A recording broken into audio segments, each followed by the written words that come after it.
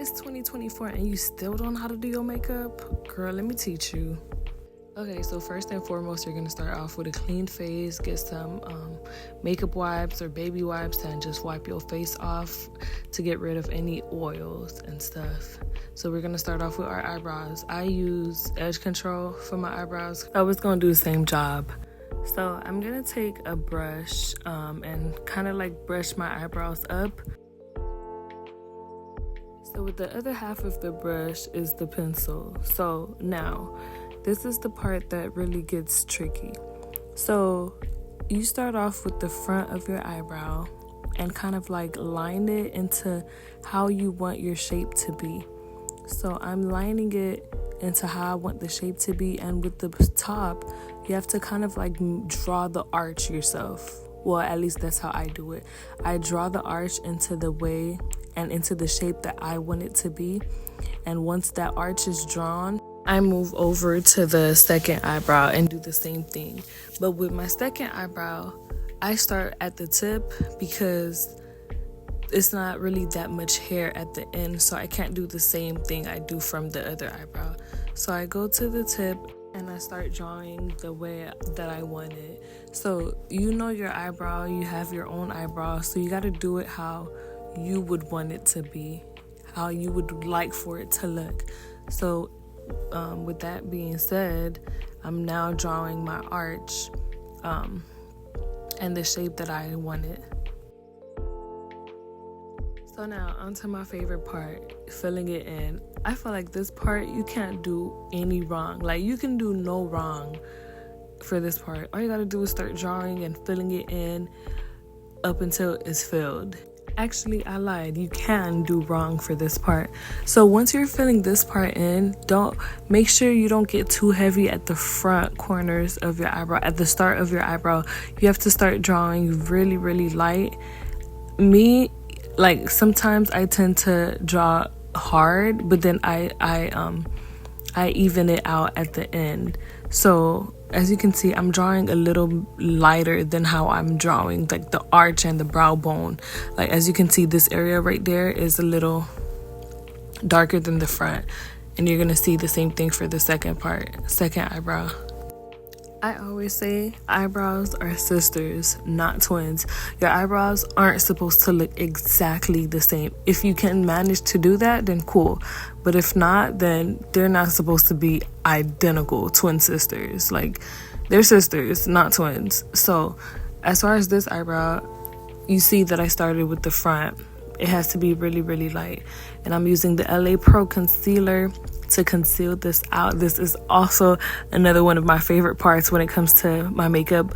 My eyebrows are my favorite part in makeup because I feel like you can do so much with them.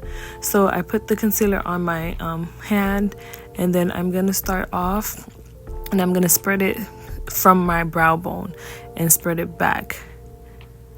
So I'm gonna clean that corner up, and then I walk my way to the front, and then I go back to the corner and kind of blend it down.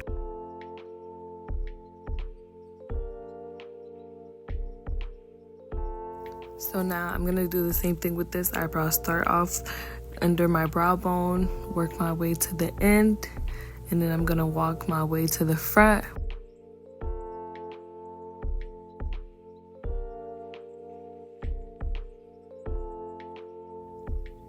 And so now I'm shaping the arch into a way that I want my arch to look like. And then I'm gonna work my way down, blending it down. You can go over it as much as you want, as much as you like, to the shape that you want and to the shape that you like. It's better that you start thick than starting thin, because once you start thin, you can't go back unless you draw over it or start over. Now, moving my way to the top, I usually start in the front of my eyebrows and walk my way back with one swipe, and then I start blending it out one by one. So I was looking real concentrated over here because I was trying to shape my eyebrows into the shape that I would want it to look like.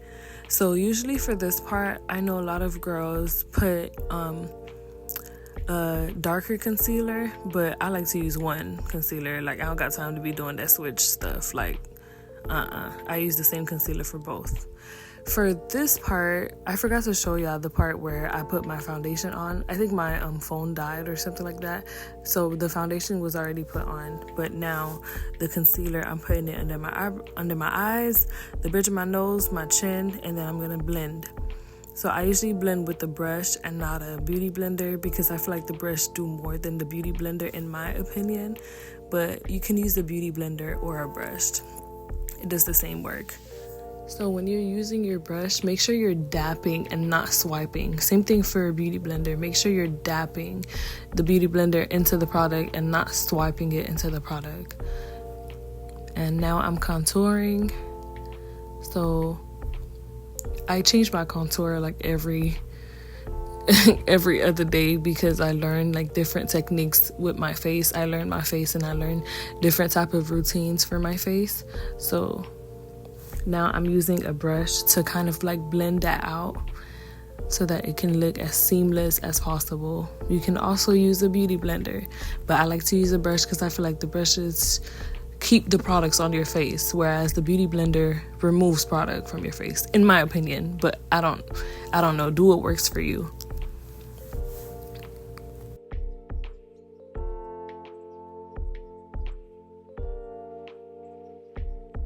So now I'm bronzing my face, making sure that my face is sculpted in a way that I want it to be. And then I'm gonna blend my contour from my nose. I kind of learned this new technique, so it's my first time trying this with you guys.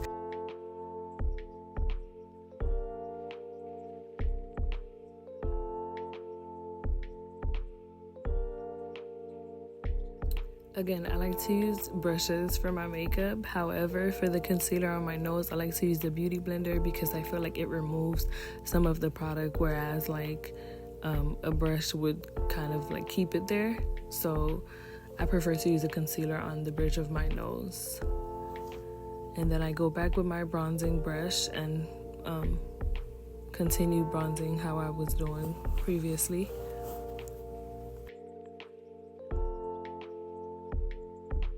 And for the blushy blush, we love a blushy blush.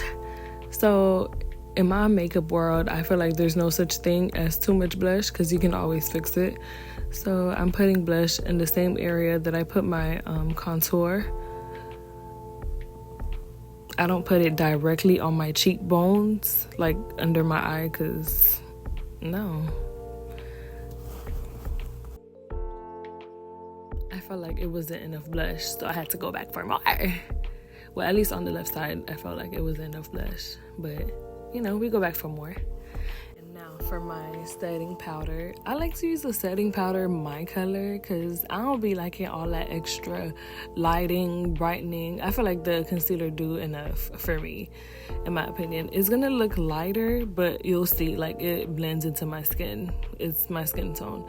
So if you put a lot of blush, you can always put your setting powder over your blush so that it can tone the blush down, because if you got too much blush, then you're gonna look crazy. Even though I said it's never a lot of blush, it's never too much blush, but friend, if you know you look crazy, put some setting powder on that blush so that it can blend it out. But as far as my setting powder, I usually buy my skin tone. See, as you can see, it looks seamless into my skin. I usually put it under my eye. I put it on my chin. I also put it on my forehead, but I don't think I recorded that part. But yeah, all the areas where you feel like it's gonna sweat or it's gonna get greasy or oily. So I usually use a lipstick for my lip liner because I feel like it does the same job and it's easier to rub into your lips. So yeah, you can always use the lipstick as your lip liner. So, oh my gosh, this is my favorite lip gloss. Like, ever since I got this lip gloss, I've been hooked. This Fenty Cream Glow, oh my goodness. Like, look at it. Like, just look at it. Like, I can't stop plucking my lips. Look at my lips.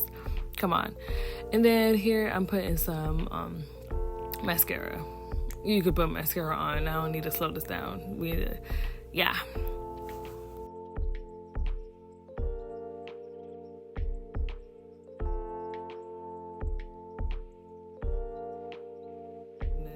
Guys, the Morphe setting spray, oh my gosh, it is so good. It's so amazing. It smells good. It keeps your face in place.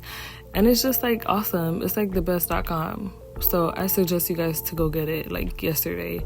And this is the final look, y'all. Look how seamless and it's just so perfect. Like, I love her. Let me know what else you guys want me to try. Bye.